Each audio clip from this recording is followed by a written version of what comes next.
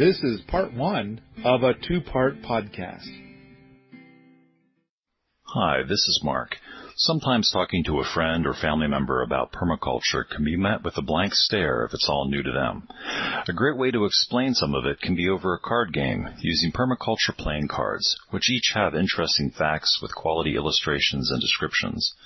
A wide range of people, places, and things, all related to permaculture, can be found on the permaculture playing cards at richsoil.com/cards. All right. It looks like we're going. It's happening. So I'm here with Stephen Brooks. We met a few years ago in Texas. I want to say that were we both keynote speakers? I think so. Event? Yeah, I think we were. Mm-hmm. Like close all the classrooms. Everybody has to go into the big room. I think there were 500 attendees. And that was the first time I ever even heard of you, and I was absolutely stunned by your presentation. And amazing. And I thought the venue was terrific. I had a great time. I felt like, I loved it. And of course, the neat thing is to meet people like you. Amazing. Some of the presenters I wasn't all that keen on, but there was you, and of course Joel Salison was there, and he's that's right. Whenever I run into him at an event, and so I need to do stuff with Joel. I don't know why I never have for this kind of thing. But Stephen, your stuff was deeply profound. I mean, I'm used to visiting communities. And a lot of times, I have visited communities that were healthy, but most of the communities that are active that I visited, it seemed like they were having a lot of turnover and that there was a lot of people being frustrated and stuff like that. But it just sounded like you took an approach that is radically different from anything I've ever heard of.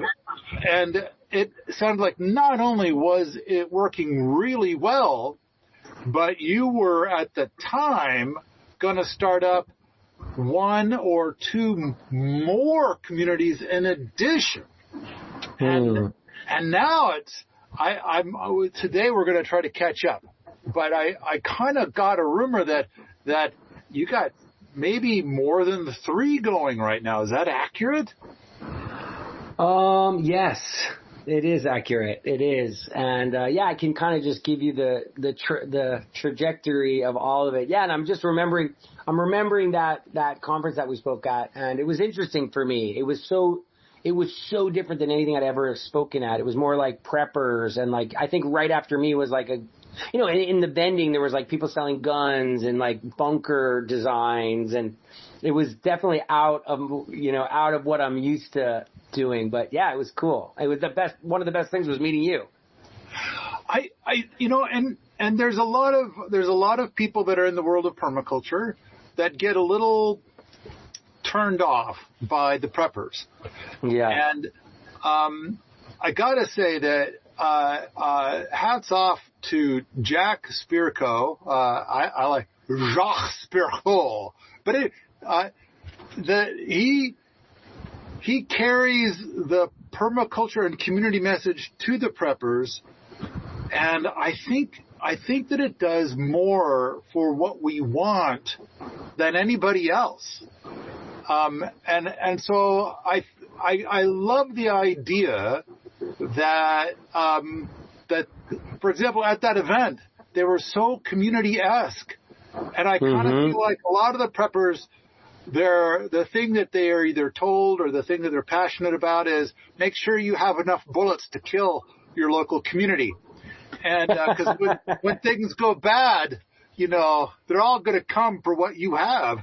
And it's whereas the event we were at, it was very much you want to build community. That's your number one prep, is to build community. And I just kind of thought, yes. So I don't know. I really liked it there. I had a great time, and so many fantastic people.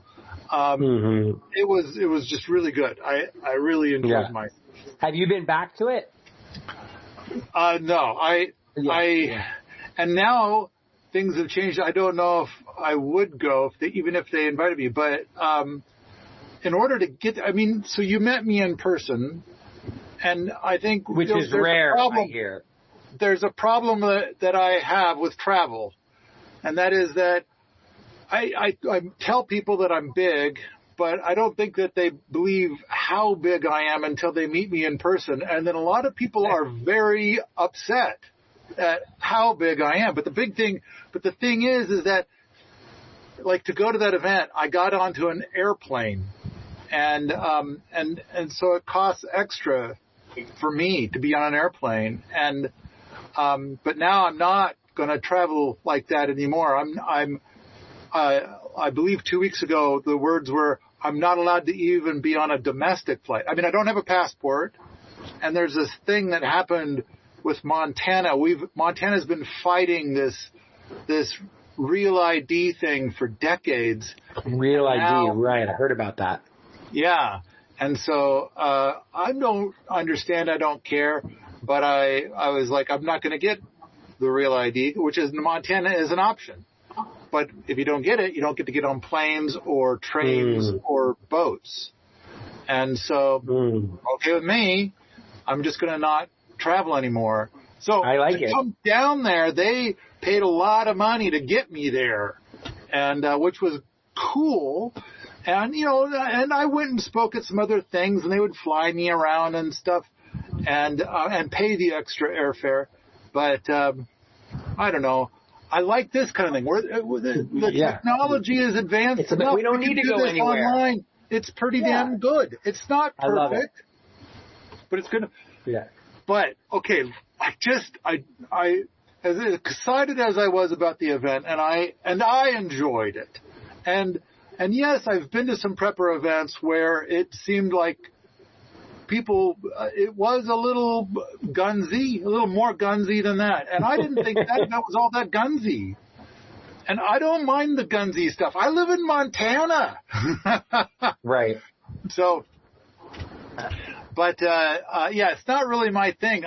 When I meet people that love the guns, like they've got like a different sidearm for each day of the week. And, they're constantly polishing them and going to target practice and stuff.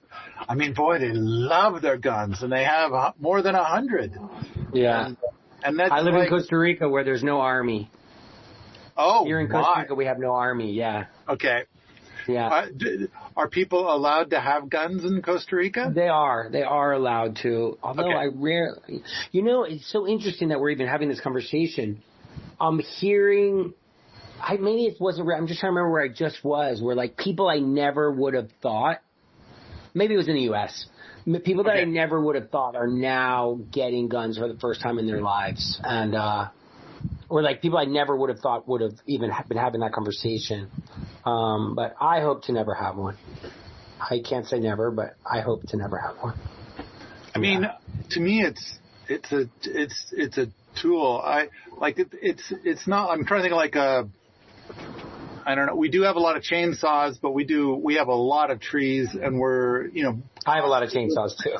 So I'm trying to think like a tool, like shovel. Like, I've got like 400 shovels because it's a tool. I know. And especially you have bears that could like come in, and I know in Alaska, my friend always had a gun with him because there's like grizzly bears that like attack you, and yeah. Well, we're in grizzly bear country, but the grizzly bears are like a long ways away. Like I've never seen a grizzly bear anywhere around here. In fact, I don't think I've ever seen a grizzly bear in the wild. I've seen black bears here. But black bears are like the size of a large dog, and they run away from people.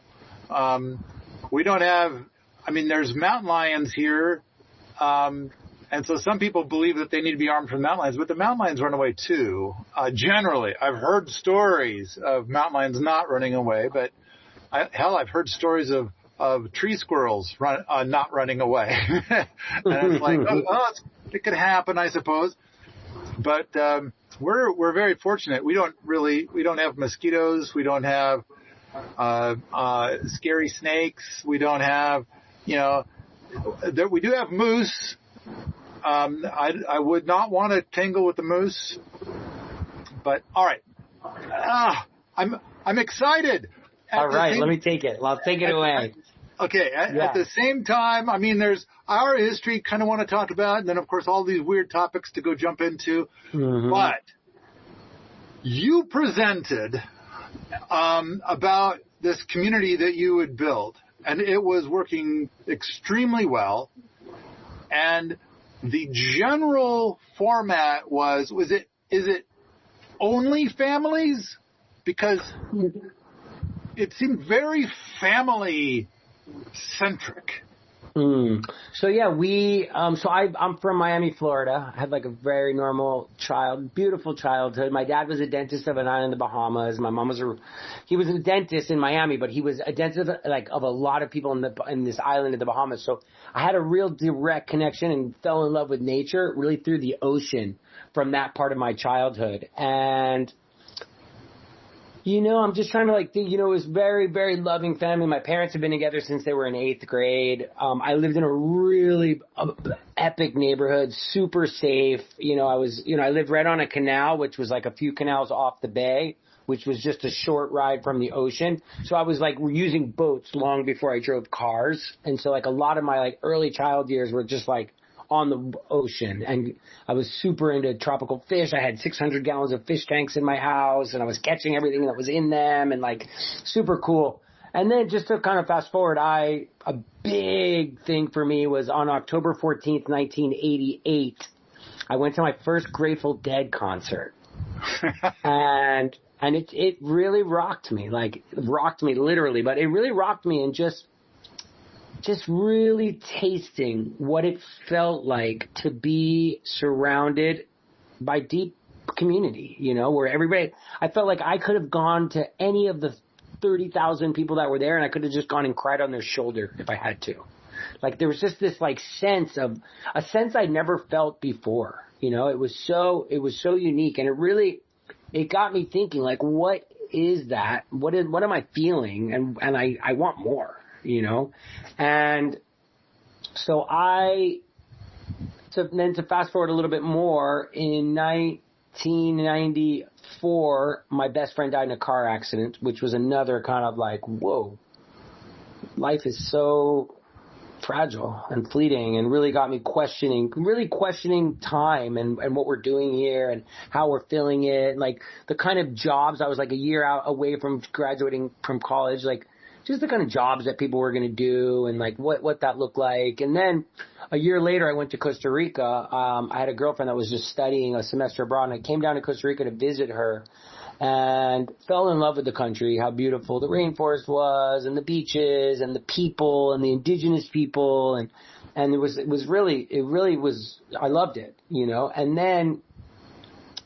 and then on one day I went to go visit this indigenous reserve, where it was the town that was the hub, the kind of commercial hub of the indigenous people. And on my way there, I was meandering through the jungle, and it was so beautiful, and I was already kind of just falling in love with the place. And then I came around this corner, and as far as my eye could see were banana plantations. And I just remember being and then out of the corner of my eye came this airplane, and it had a huge stream of smoke behind it. I literally thought it was about to crash in front of me, and it was going right low over the banana plantation. It was a Chiquita banana crop duster, and I watched it fly right over a playground full of children playing soccer. And it stops for 1 second. I guess the pilot closes the trap door that's dropping the chemical, and then opened it again. And I just watched the wind blow it right over the soccer field. And the children didn't even stop or slow down from playing. It's just part of their norm. And after investigating, this is a very, very strong fungicide that is neurotoxic chemical. And here we are spraying these beautiful indigenous children, these indigenous cultures that have literally treated the earth like an extension of their bodies for centuries. And here we are spraying them with these chemicals, so that most of the reason those chemicals are used is an aesthetic reality with the bananas, just because if you don't, they get like this fungus that when the bananas touch, they get this little mark on them. It doesn't even affect the fruit. And so I was like, emergency brake on my life, Paul. Like, what the hell is going on here? How could this be happening? Like, who is responsible for this? And I just kind of wanted to blame and point. I was like, Chiquita Banana or Dow Chemical or Monsanto or, just blame. And I was like, no, blame me, man. I've been cutting those things. I've been cutting those things and slicing them into my cereal my whole childhood. Like, I've been voting for that type of world. And it was a real aha moment, because it was like, wait a minute, like, the world is the way it is, and I am here, and I am a part of it, and I need to make a radical shift. And so literally from that moment on, it was like, dead stop. I really want to do something about this. I don't want to be a part of this sick culture anymore. And I literally, like, from one day to the next said, okay, I'm going to move to Costa Rica, and I'm going to see if we could design things differently, because, we're permaculture designers, and this word design, I'm sure for many of the people watching, is such a big important thing. But it's like, who is designing this world, this like industrial agricultural hell? Who is I forgot to put my last name. Who is designing just this, the communities, like the workers, these, mostly indigenous and Afro-Caribbean workers that are working in these plantations in terrible conditions, like, surrounded in chemicals and just living in real hell. And it's like, I can't believe this is happening, and what can we possibly do about it? So I was having all these visions, of like, what, these are massive lands, like thousands of hectares of land that are just monocropping one variety of banana. And it's just like, I never studied permaculture. I wasn't into fruit trees. I just was like imagining, I was going to these like little gourmet restaurants at night, and they'd have a selection of 10 different fruit juices. And every night I'd order like 2 or 3 that I'd never heard of. I remember I had my first guanabana. I actually have a fruit here in the fridge that I'm going to have them bring in so I could show you at some point during our time together. But yeah, you tropical guys with your crazy fruits. Yeah, so let me do the same thing to you first. I'm going to tell my friend to bring it in. Keep telling your story. Be right back. Yes. So yeah, I mean, hold on. Can you bring me the mame when you get a chance? So I was so sad and just disgusted. And so the first thing I started doing was I started an educational tour company. I started bringing high school and college students down from the U.S. and from Canada and Europe. And I would bring them to Costa Rica, and I'd show them sunchoke. Sunchoke. I love sunchokes. Man, we're just eating tons of them. I love them. But you know what they do to you? They're better. They're tastier than a potato. But you know what they're like artichoke potato, but you know what they do to you? I know what they do to others. Not to you? Not to me. Really? The last time I had any comedy was like 7 years ago. And part of that is because what was made was so delicious that I ate way more than I should have. Like it was like, it tasted like crunchy candy. And I was just, oh man, I gobbled them up. I ate probably 2 pounds of this crunchy candy. And then the next day, then I got to have not just comedy, but painful comedy. But ever since then, I have never had any issue. And so part of it is you got to harvest them after a hard freeze. And another part of it is you got to build yourself up to it. Now, for you probably don't have much in the way of a hard freeze, and so they're going to. Well, I actually haven't grown much comedy all the time. Yeah, for those who don't know what we're talking about, it causes excessive gas, but not gas that's smelly. What I've witnessed and talked about, that it's like very large amounts of gas that don't like very large, like incredible. Anyway. So what it does is it provides great comedy. Yeah. But no poison gases. Exactly. It's actually, and it's funny because I haven't eaten it that much even in my life, but I was just in New York And I ate it like 3 times in 1 week because everywhere I go and everywhere I was going, they were serving it. Yeah, it's a great one. It's a great one. So, I mean, so anyway, why even eat potatoes anymore? I mean, this stuff it just tastes way better. And we replaced them with breadfruit.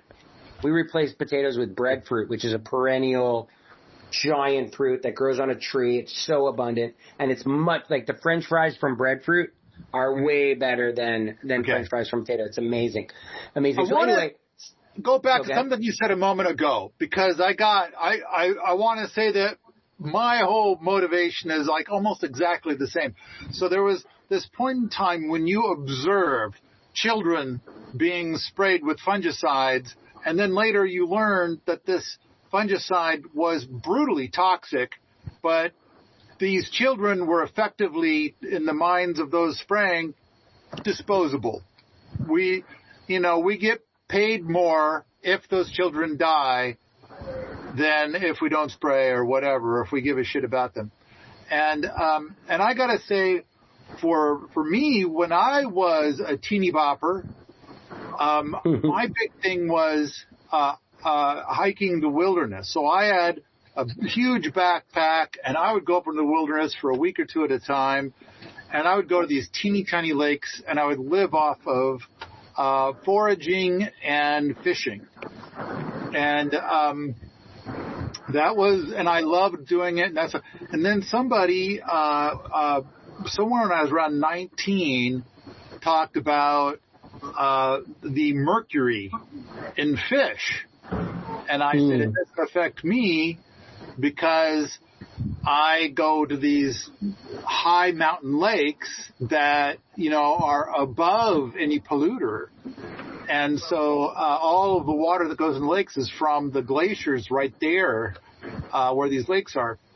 And they pointed out to me that I'm an ignorant boob. And the reality is that the mercury goes up into the air from the coal plants, and the whole world gets to now have oodles of mercury. And it's going to be up there in my high mountain wilderness lakes as well. And now, I think you suffer from the same disease I suffer from, which is that when you find out about these things, I think 99.9% of the population does what's considered healthy and normal, and that is to utter the phrase, they should do something about that. Mm-hmm. And dumb fucks like me and you get the phrasing wrong. What can I do about that? Yeah. Mm-hmm. And then next thing you know, your whole life is turned upside down, and you're a horrible, monstrous, terrible person because, you're trying to get change, but people don't want to hear about it. Yeah. And it's like, so for me, it's from the coal plants, right? And so I ended up working at the energy planning organization for my region as a librarian, and I got to study all this stuff. And it just seems so clear that the thing to do is, how do you reduce the amount of energy that you use? That way they would shut down the coal plants. And they were stuck. They had things to share that were stupid, and they were weak. And so I feel like a big part of my life has been dedicated to coming up with things that are substantially better. And yet people just don't care. It's like they don't want to hear it. So I don't know. This is and now I've discovered that bad guys want me to shut up. And we're trying to deal with that. Okay, you saw fungicides being sprayed on kids, and I'm sure since then you have witnessed at least a dozen more brutal atrocities like that. Mm-hmm, and you have found ways to have people live, because this is where I'm at. I'm way out in the middle of nowhere in Montana, far away from a lot of the worst problems. And for the very reasons that you point out, and it's like growing our own food. Also, that I mean, like, there's a beautiful video on YouTube that only has 42,000 views, and I wish it was 42 million, of a little girl. In fact, Andreas, I don't know if you can find this really quick. The little girl with the sweet potato, and sweet potatoes don't do super great here, but it doesn't matter. She was trying to do. She's like 8, and she's trying to do her science experiment at home with sweet potato. You stick the toothpicks in it, and you put it in water. And she couldn't get it to do anything, and so then the grocer said, "You got to do organic." So she did it with organic, and it kind of made some little pathetic things. And then she checked with the organic grocer, and it says, "No, even the organic stuff." There she is. That's her. Even the organic stuff has this stuff in it. Bud nip. There she is with her sweet potato experiment, and that's sad. But and bud nip is a brutal carcinogen. And it's like, so she went to like some guy selling sweet potatoes on the street who pulled him out of his garden or something. And that grew huge and massive. There she is with the one that's from some guy's pickup truck. And it's like, so that means even the organic stuff is loaded with yucky things. There. She's got bud nip is equal to that giant word there that I can't read on my screen. But I don't know. I feel like you have to grow it yourself, because it doesn't matter if it's labeled organic. It still has a bunch of lies woven into it. I don't know how it is in Costa Rica, but like if you just live in the city of Costa Rica, I mean, clearly those kids were getting sprayed in Costa Rica. Yeah. Have you ever wondered whether a particular book was really good or just so-so, and if you could trust the reviews online? When it comes to books related to permaculture, Permies has a large list of reviews for over 100 books. Perhaps you're considering a book for yourself or a friend, or you're just curious about what's out there. Stop by permies.com/book and take a look at the book review grid and read some honest reviews, and hopefully you'll find the next book to add to your collection. Yeah, no, I mean, and for me, it was just like, okay, wait a minute. Like, what can we do about it? Oh, yeah, check out this. This is a video that I made along. This was actually a TED Talk that I gave. This was how I opened it, with this video. And just the reality of the workers, the banana workers. First of all, they're all indigenous. It's like, and everywhere it just says, like, don't come in here. This is basically, look, this place is not for humans. Like, but it is for the people that work there, and the people that, you know, their company housing is embedded in it. These blue bags are like covering the bananas, just laced with chemicals. The banana plantations are endless, and literally they just come spray right over. And there I am, you know, 25-year-old Stephen, being like, wait a minute, like, how could this be happening? Like, how could this be happening in this day and age where we could literally zip around the world in a jet? I can be on a podcast with Paul Wheaton, who's in Montana. We have Andres in Colombia helping us put on videos. Like, and then who knows how many of you out there are watching, and you could put comments in the stream, and like, we could do that, and yet we're still doing this. We're still treating the earth, and we're still treating people like this. Like, how could this be? Like, is this really the best we could do, humanity? And so I just started thinking, like, why is it, and like kind of the downloads that I was having, Paul, was like, why do the people live like clustered here in cities, or in, you know, and then the agriculture's over here, and then the big national parks over here. So it's like, but what if we started to merge conservation and reforestation and regenerative agriculture and our suburbs, or, you know, the smaller farms, and then the cities? Like, why does it have to be so isolated? And so it was just such a clear download that I knew we could do better. So I moved to Costa Rica, and I started bringing students to my farm. I became obsessed with agriculture and obsessed with plants. If you were ever to put a little name, title under my name, I would say I'm an ethnobotanist, which is the study of the relationship between human beings and plants. I met a guy and his wife and son who were living in the town, Puerto Viejo in Costa Rica on the Caribbean side. And I so I started bringing students down, and then I bought this property, which was off the grid, meaning there was no road to get there. I met an old Jamaican man that was born there in 1928. He said, "Boy, my cord's buried right out there in the yard." I was like, "What?" "My cord is buried right out there in the yard." Meaning he was born there in 1928. And I was in 1995 with him, and he died in my arms in 2013. And he was this old Jamaican, like the quintessential old man by the sea. I played 3-4 hours of dominoes every day with him. And I also learned deep skill in observation. Patty, his name was Patty, would sit on his little porch overlooking the ocean and just observe. And he came, there used to be a town of 60 to 80 families that lived there, and they all left. He always said, I used to live here with plenty people. We had ball ground, we had church, we had all the things, but them leave, and they leave me alone. And he was the last remaining resident of what was called Punta Mona.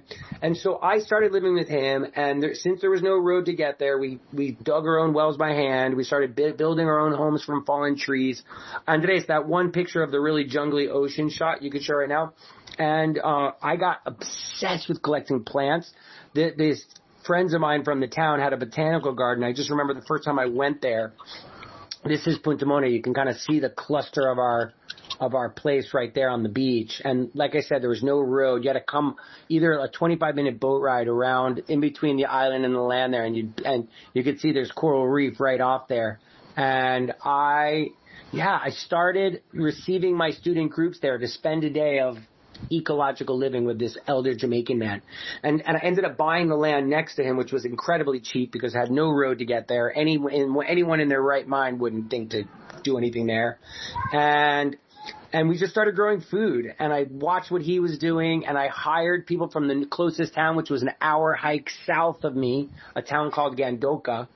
And people would come on horse and walking an hour every day, and I would just work with these brilliant, very, like, in our terms, uneducated in, like, the system, but just so in tune with nature. The way they worked with their machete, the way that they would notice what's happening by the flowers that were on the ground, or the smell, or like the way they were observing with all of their senses. Here I was, a 21-year-old suburban kid from Miami, and I'm here now learning from these wizards. Wizards that are basically an outcast of society. They get paid they can't even get jobs. Like they get paid the least amount of money, yet they were the most brilliant people I ever met. And I was just like, wow, everybody needs to learn from these people. And that's what our place became. And it was so interesting. So I was bringing my student groups from my tour company, which blew up because I was the first one to really do biology tours. So in those days, there was Spanish teachers, going to Spain, or there was French teachers going to France, but there wasn't biology teachers going to Costa Rica. And I would trick them, and I would lure them in with the biology, and then I'd slam them with the reality of how messed up our world is, and then they'd get to hang out with me in this farm and be surrounded by, plant shamans. So we started growing food, we started building, we started doing all the things that you do when you don't have a road and you don't have stores. And I just learned from people that had been living that way for so long. And then all of a sudden, I started getting volunteers. It was kind of right when Woofer was starting, Willing Workers on Organic Farm. And we were like high up in the algorithm, and because there wasn't really any other options in Costa Rica. So we were like flooded with volunteers. So now we have student groups, we have volunteers. And then I started doing other kinds of groups. I started teaching permaculture. I took my course in 2001. We started in 99. I took my course in 99 with Joe Bullock and John Venezuela in Hawaii in 99, because it was really the only tropical permaculture course I could find. And then we started teaching together in 2001, and we would teach 3-4 courses a year. And it was mostly, in those early years, it was mostly like very idealistic young hippies that were showing up, mostly women, because they were listening to the earth more. And then it started to shift. Then you started getting kind of like older, kind of wealthier people that were starting to wake up, whether they were like doing plant medicine or, people were, and those kind of people. And then we started doing like different retreats at our place. And then next thing you know, we were having like CEOs of like Fortune 500 companies coming. And what was so amazing, Paul, is we'd be at the dinner table and there would be, you know, all these like wealthy entrepreneurs, and there'd be like farm kids from different places in Europe and the U.S. And then there would be a Nicaraguan like agricultural workers, and then there'd be, you know, Afro-Caribbean, you know, fisherman friend of my neighbor, and we'd all be sitting at the same table talking about important things. And that went on for 25 years. And I just want to say that farm here, we're going to save that picture, Andreas, because that's later on. I have to like, what started to happen was we would like literally wake up in the morning for sunrise because we're on the East Coast. So at, you know, 5:30, we'd be on the beach with big speakers and we'd be having a dance party, running off solar on the beach, dancing to the sunrise. Next thing you know, we're all in the ocean, wiping off our sweat. Then there's a mountain of exotic fruits that you've never heard of on the kitchen counter, and then everybody would just flock to the garden and work, not because they had to, but because they wanted to. And again, it was this whole array of kinds of people out there in the garden just making it happen. And I'd say about 15 years ago, Paul, we had one of the largest collections of useful plants on earth. Often we would serve meals that ingredients were meeting for the first time in the history of humanity because of all the crazy things that we were growing. And so I like to say, and then I'm going to give you like a really sad thing. So in 2020, I was on this Netflix show called Down to Earth with Zac Efron, and it like blew up what we were doing. It was it came out July 10th, 2020, in the heart of COVID. This guy, Zac Efron, who I'd never heard of, do you know who he is, Paul? I know he's a famous guy. He's an actor. Is he an actor? He's an actor, but like mega famous. And he came down. He's one of those guys that all the ladies like. Is that right? Yeah. Okay. There's a certain age of ladies that just like had posters on his wall. And even to this day, he's very handsome. And so that show came out. And then a year later, the government came in with machine guns in a place where they don't have a lot of guns. And they shut our farm down. They shut it down, Paul. Why did they shut it down, you might ask? And my response is because we cracked the code on life. And I was just with Zach Bush, who runs retreats here, is a good friend of mine. He looked at me and goes, Stephen, congratulations. It means you were doing everything right. And I'm not such a conspiracy guy. Like, I don't think there's like some Montgomery Burns sitting in an office saying, we're going to spray all the indigenous children with neurotoxic chemicals and keep the righteousness down. I don't believe that. And from when this happened, it really got me thinking, wow, there's some real freaking darkness out there. And I don't really understand it, but I'm going to keep the faith that we're still on track and we're going to keep doing it. And so that simultaneous as Punta Mona and all that was happening, in 2005-06, my dad was retiring from being a dentist for 30 years. And we decided together, I convinced him, I was like, Dad, we got to start communities. I want to have children. You're getting older. And Punta Mona is so far off the grid in the middle of nowhere. Let's create a criteria of what would the perfect land look like to create a community. And you know, Paul, the clearer you are with your criteria, the better chance you'll find what you're seeking, whether it's a job or a husband or whatever. So for me, it was like, okay, one, I want to be in Costa Rica, no army, great climate, welcoming to foreigners. Two, I want to be within 1 hour of San Jose. I don't want to be so far from the airport if I have to go places. Three, I want to be somewhere between 400 and 800 meters above sea level. I love that edge where we're still hot enough and warm enough to grow the deep tropical fruits, but it's high enough and cool enough nights to grow the kale and the veggies. And then I wanted to be able to go and lay on big hot boulders naked and lay there until my skin got all hot and crispy, and then I could roll into the crystal clear river and drink the water. Paul, this is my criteria. I can set it however I want. And then I want to find land that was already deforested. I don't want to come and find land that's because I want to regenerate the land. I don't want to come and find land that's, still with intact forest. So I had very clear criteria, and literally once I made the criteria, within 3 days, I drove straight to the land. And so the first property was 45 acres. We broke it into about 47 lots. We did a full permaculture design. Instead of putting a golf course, we put big orchards, and all the roadsides were planted with all the different fruit trees that I had been collecting for years on the coast. And we put in a beautiful greenhouse, and in that one we built a huge methane digester for the septic for the whole community. And the roads were made with these recycled plastic grates. And so we did all these things that were interesting. And we were on a crystal clear river, 45 minutes from San Jose. And we sold out, and we sold to people from about 20 countries. And then the parents co-created a school. And then a couple of years later, 2007, I'm very much into Burning Man, Paul. I don't know if you've ever been at Burning Man, but I love Burning Man. And my 2007 Burning Man camp bought the property up the street. And we started a second community that's called Taco Tal, which is about 25 families. And then fast forward to 2018, we bought 170 acres more. When I say we, mostly my dad and I were partners. And then we would have different partners in the different projects, and we would raise money from friends and family. The last one's called Alegria Village, and there's still a few lots left at Alegria Village. But it came out right, we were starting right when COVID started, and people were flocking there. And so and it was right when the TV show came out. So it was the best advertising ever. And so we almost sold out pretty fast. There's a few resales right now. And now between the three companies, three communities, we're over 200 families, 150 kids in the school that the parents co-created.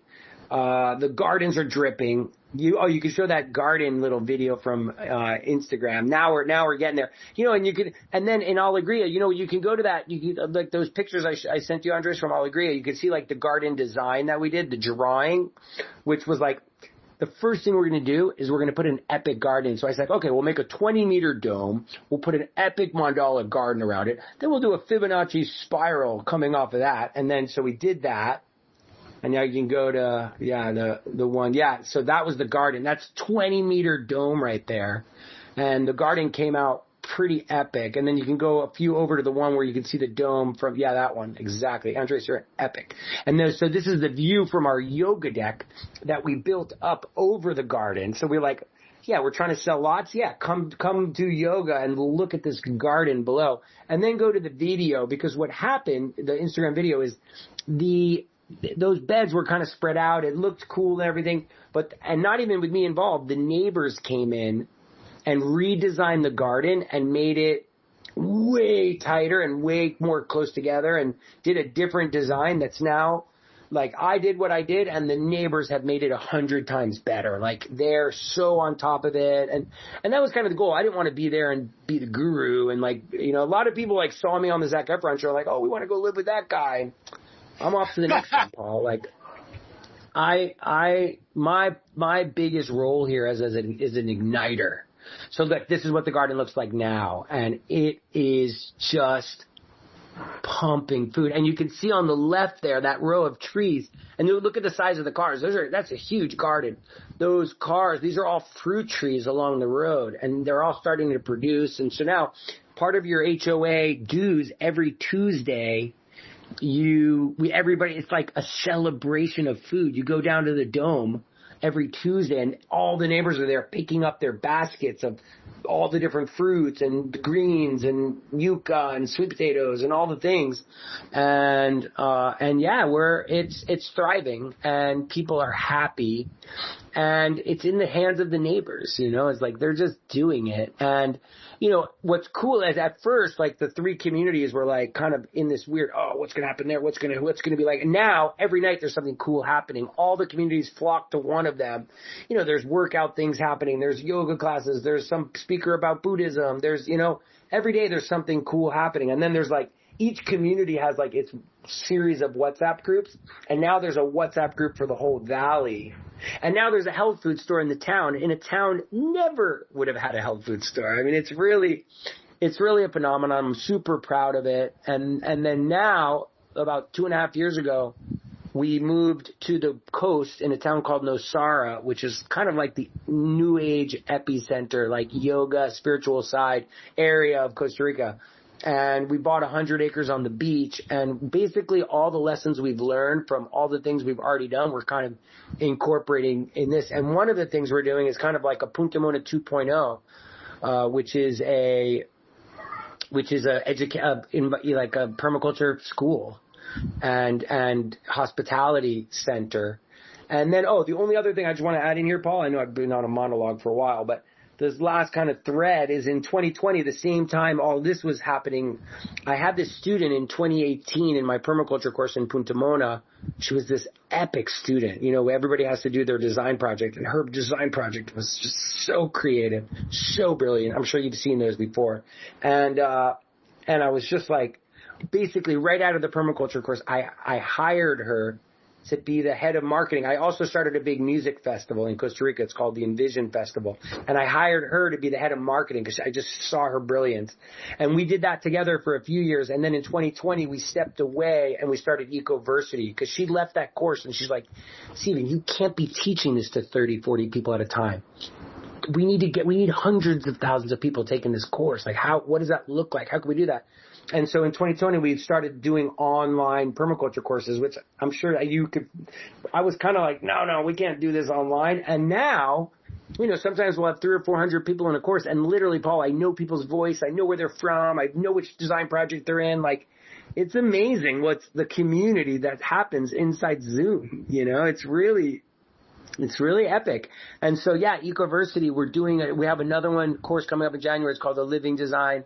You know, and living systems design. And yeah, we have all these amazing teachers from David Holmgren to, you know, I teach with Penny Livingston, who's so great.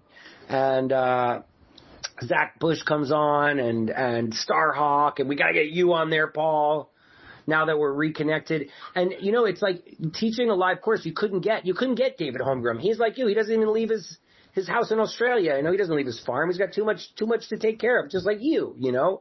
But the fact that we could bring you in and people can learn from your magic and your brilliance sitting in their living room, it's a real gift. I've been holding on to a question for 15 minutes, I think. And I want to, and this is weird, give me, you know, but I suspect that you'll enjoy the question. But I'm excited. All right. It goes like this. Let's suppose that the whole earth did not put pollution into the air. They didn't do the fungicide spray of the children. There's anything that is possibly pollution based. Like, let's just say there's no petroleum driven vehicles. There's no airplanes. You know, there's none of that. But we do have modern medicine, which some modern medicine has proven to help people, be very helpful. Definitely. So, I think that the lifespan of an American dipped for the first time ever a few years ago, and I think it's just now gotten back up to where it was. But my question to you is, and let's just focus on Americans for just a second. If we didn't have all these sources of toxins and pollutions and yuckiness and things like that, and we did things in let's say a more permaculture way, like everybody agreed to do things the permaculture way, as an example, or something that smells like permaculture. Let's just pretend for a moment that right now the average lifespan of an American is 80 years. What do you think the average lifespan would be if we traveled away from pollution and towards permaculture? Like, it was like not just traveling, but we're there. We've been there for 100 years. Now, what's the average lifespan of Americans? Yeah. Great question. I love it. I love it. You really got me thinking. You know, but it's funny. While you were asking me, the thing that was coming up, and I've been hanging out with Zach Bush so much, and he speaks so much about the decline of sperm count He's like, we don't have to worry, like we don't have to worry about the cancer as much as we have to worry about, like, we're not even going to be able to reproduce anymore in 20 years because our sperm count is so down from the Roundup. But, I think it would radically increase. I think it would mostly radically increase because I think people would be living in more joy, and less stress, and people would be gardening and taking care of themselves because they would want to. People don't take care of themselves anymore. I'm like, even thinking of like my mother-in-law, for instance. She used to be super active, and now she's just like on her phone, and like reading news and like playing games on her phone and like, and because like we stopped growing food and we stopped having that connection to nature that got us out there so much. So I don't know, right. 110? I'm thinking 120. Yeah, I agree. So we'd have a lot of people that are hitting 150, but the average would be closer to 120. That's just my opinion. But it's like a lot of it you can't get away from because of what's in the air. Mm-hmm. Okay. And then you touched on something about how we live our lives. And it has been, this is something that I've thought of a lot over many decades, but in the last year, even the last 6 months, it seems like this is the thing I need to observe firsthand to reiterate. And that is something you just touched on, and that is that I think, like, you go to a city, and you're in this city, and you meet the people, and they're trying to live a permaculture life, but their way of living permaculture is that means that they buy food at Whole Foods instead of Safeway. And it's like, and they also buy eco light bulbs, and they're like, I've done it all. I've done everything I can do. And in the meantime, and I've met people that insist that who they are. You ask them, who are you? And you said you're an ethnobotanist. And I thought, what am I? I don't know what I am. But I've met people, and they said that they are a gardener. And when I kind of ask them about the gardening that they're doing, it sounds like they haven't done any gardening for years.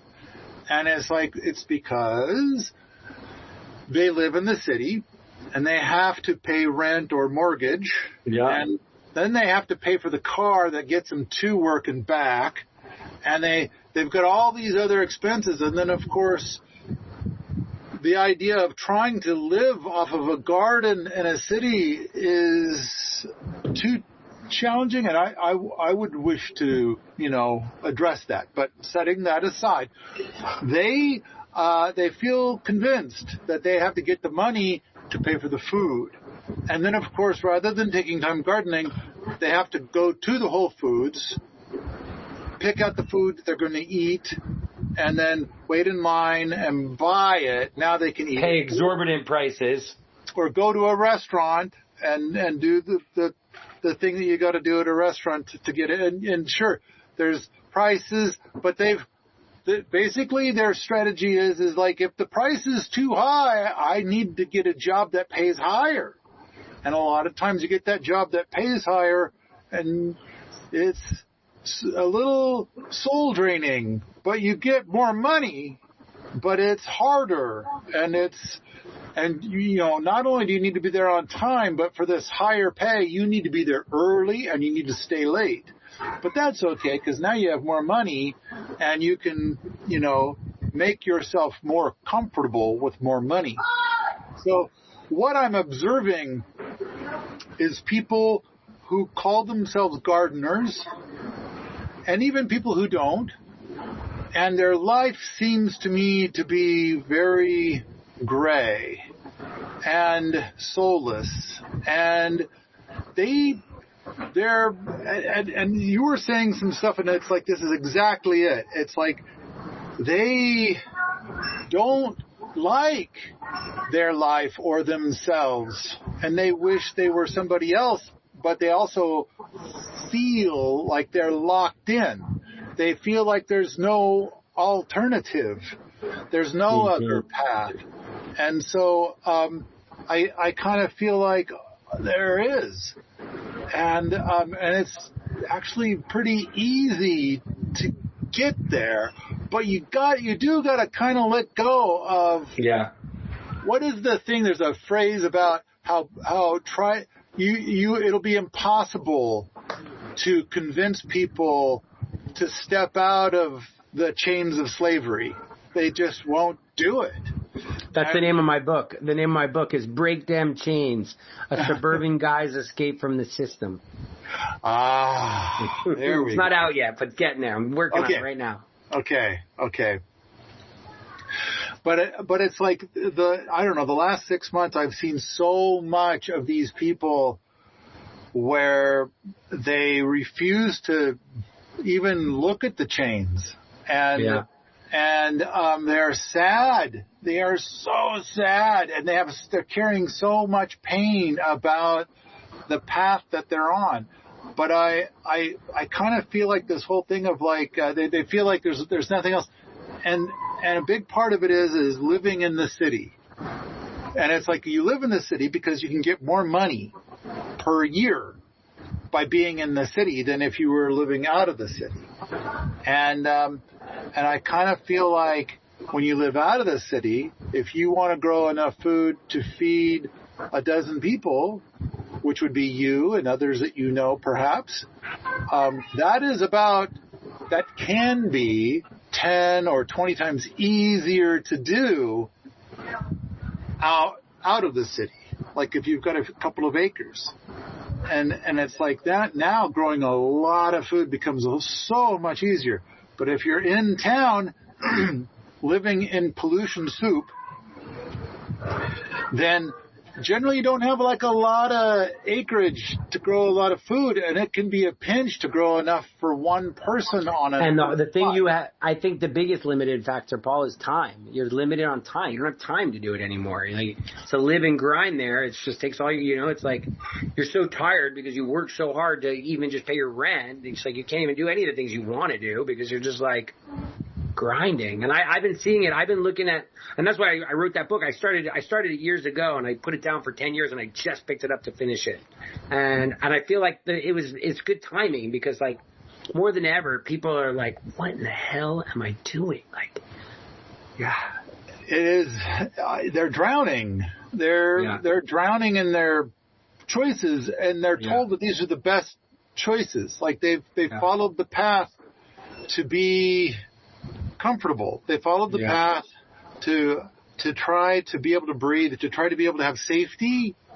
But I think that the playing field is shifted, and it's becoming more rigged, more sleazy, and it's becoming more challenging for people to get that the safety that they thought that they were getting. And granted, there are examples of people that are doing just fine. They're making epic bank, and that's one form of being able to breathe. One form of safety is if you've got $1 million a year coming in, I think it's going to be easier for you than your neighbors. And at the same time, I kind of feel like, and for those same people, you said time, and I kind of feel like that's where my new book is being cooked up. Is like, give me 30 minutes and $10, and I'll feed your family all winter. And it's like, even on an urban lot, I visited a spot in Seattle about 4 months ago where this woman had planted 3 sunchokes in grass. And she said, oh, yeah, I stuck them in the ground 2 years ago, and now look, they're just kind of taking over this corner of the yard.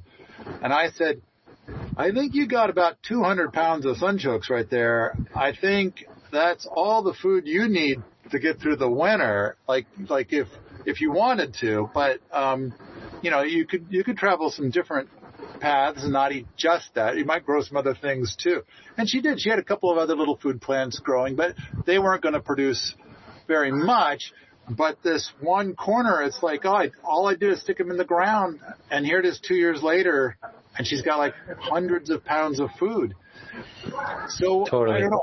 A big part of this is, and of course, but she's in an urban lot too, and it's kind of like, well, what's the neighbor laying down on the ground on the other side of that fence?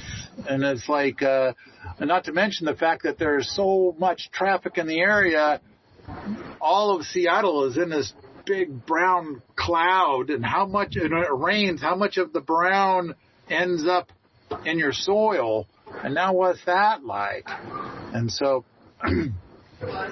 all right. This podcast is continued in part 2. I'm Edward Norton.